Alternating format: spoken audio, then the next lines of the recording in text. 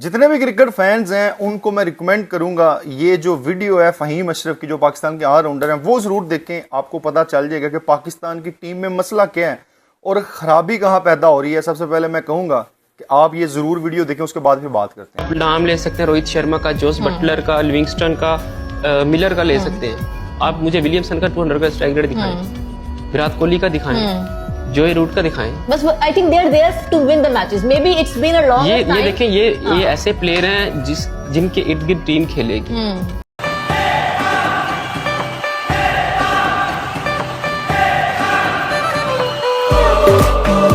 फ़हीम अशरफ ने बड़ी बेहतरीन और टू दी पॉइंट बात की है। पिछले कुछ अरसे से हमारी टीम में जो मसले थे, क्या हमने उनको फिक्स किया? दूसरी चीज़ ये, जो हमारे प्लस पॉइंट थे, जो सेटल्ड चीज़ें थी, क्या आज की तारीख में वो सेटल्ड हैं, वो प्लस पॉइंट हैं? इसको मैं एग्जाम्पलीफाई करके आपको बताने की कोशिश करूंगा। फ़हीम अशरफ ने कहा कि जी बाबर आजम जो है वो एक ऐसा प्लेयर है जो विलियमसन की क्लास रखता है, जो रूट की क्लास रखता है, और हम उससे एक्सपेक्ट नहीं कर सकते कि वो मैक्सवेल बने, वो हार्दिक पांड्या बने, वो क्लासन और मिलर जैसी इनिंग खेले, क्योंकि इनका रोल टीम में और होता है। और ये बिल्कुल टू दी पॉइंट बात है और क्रस्ट है मेरी सारे स्टांस की।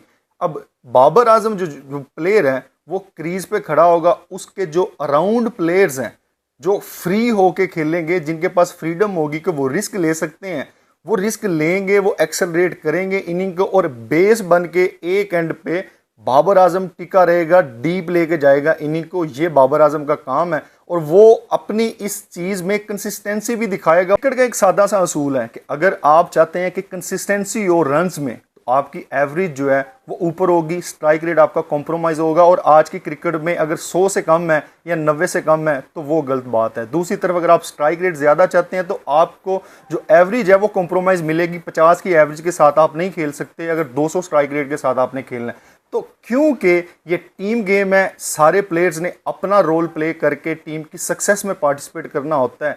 और ये चीज़ आपके समझने के लिए बड़ी ज़रूरी है कि स्ट्राइक रेट कहाँ पे कॉम्प्रोमाइज़ होगा और एवरेज कहाँ पे कॉम्प्रोमाइज़ होगी। जब आप ये चीज़ को समझेंगे तो आपको पता चल जाएगा कि किस प्लेयर का क्या रोल है। अब एग्जाम्पल मैं आपको देता हूँ। बाबर आजम की वनडे में एवरेज है 56। अगर इसका स्ट्राइक रेट 90 से ऊपर है तो भाई ये हमें काबिल कबूल है। दूसरी तरफ अगर हमारे पास आसिफ अली है, खुशदिल शाह, इफ्तिखार अहमद है, अगर उनकी एवरेज 30-35 है, स्ट्राइक रेट उनका 170, 200, 250 है, तो वो अच्छी चीज़ गिनी जाएगी। लेकिन हमने क्या किया, गलती कहाँ पे हुई? हमारी टीम सेटल थी इस मामले में कि कंसिस्टेंसी के साथ बाबर परफॉर्म कर रहा था, उसकी एवरेज भी अच्छी थी, वो पार्टिसिपेट भी कर रहा था, कंट्रीब्यूट कर रहा था, अपना रोल अच्छे से प्ले कर रहा था। हमें एक्सेलरेटर नहीं मिल रहे थे, हमें मैच फिनिश करने वाले प्लेयर नहीं मिल रहे थे। हमने कंसिस्टेंसी के साथ सारे प्लेयर्स को आजमाया, चांस दिया, लेकिन आप गिन के मैच बता दें मुझे कितने मैच हमारे फिनिशर्स ने हमें जितवाए हैं।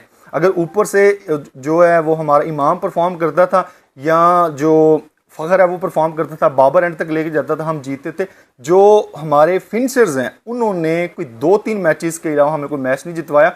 हमने उनको तलाश करना था, वो हमें नहीं मिले।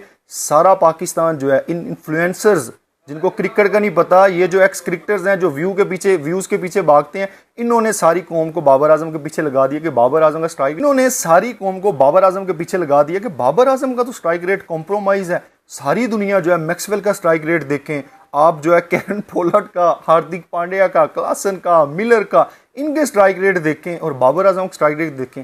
यही गलती आप लोगों ने की, जितने भी क्रिकेट फैंस हैं जो इलिटरेट हैं क्रिकेट से।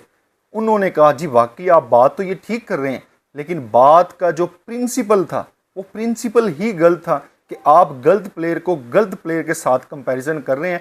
बाबर आजम का कंपैरिजन करना है तो विलियमसन के साथ करें, उसका स्ट्राइक रेट देखें। अगर उसका कंपैरिजन करना है जो रूट के साथ करें, उसका स्ट्राइक रेट देखें।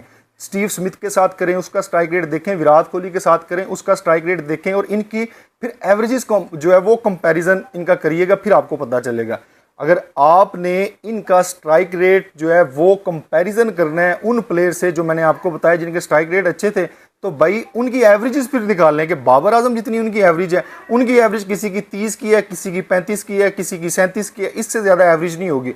तो जैसे मैंने आपको पहले बताया कि स्ट्राइक रेट ज़्यादा होगा, एवरेज कॉम्प्रोमाइज़ होगी, एवरेज ज़्यादा होगी तो स्ट्राइक रेट कॉम्प्रोमाइज़ होगा। ये असूल है जी। और इस असूल को जो समझेगा, क्रिकेट को वो समझता है। पाकिस्तान में ज़्यादा लोग क्रिकेट को नहीं समझते, इन्फ्लुएंसर्स की बात सुनते हैं, ये जो क्रिकेटर्स एक्स बैठे हैं, एक्स क्रिकेटर्स, उनकी बात सुन के अपना जो पॉइंट ऑफ व्यू है उसको बनाते हैं। तो इस वजह से पाकिस्तान में क्योस बना और अनफॉर्चुनेटली जो हमारी पीसीबी की इंतजामिया है वो मीडिया ओरिएंटेड है, मीडिया की बातें सुनती है, उनको क्रिकेट का नहीं पता, वो अनअवेयर है क्रिकेट से क्योंकि उन्होंने क्रिकेट नहीं खेली।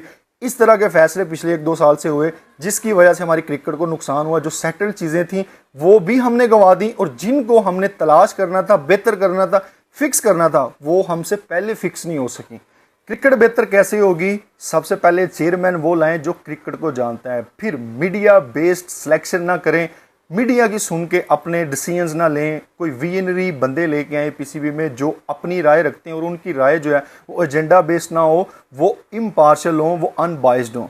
और तीसरी चीज़ ये कि भाई आपने अगर जिस प्लेयर का कंपैरिजन करना है वो उसके पैरेलल जो प्लेयर आता है उससे कंपैरिजन करें।